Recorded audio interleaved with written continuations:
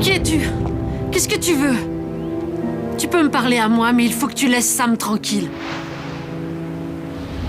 Melinda arrive dans une petite ville à la recherche d'antiquités. Elle découvre un vieux puits au centre de la ville. Curieuse, elle s'approche pour regarder. Soudain, l'ombre d'une petite fille apparaît au fond du puits. Mais la seconde suivante, elle disparaît. Alors que Melinda trouve ça étrange, la petite fille apparaît juste à côté d'elle. Méfiez-vous des vœux que vous faites.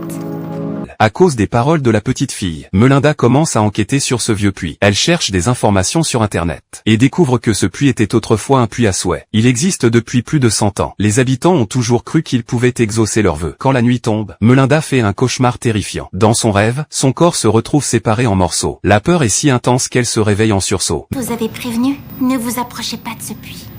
Mes jambes, mes bras. Dis-moi, c'est ce qu'on t'a fait? Il va se passer des choses horribles si vous approchez de ce puits.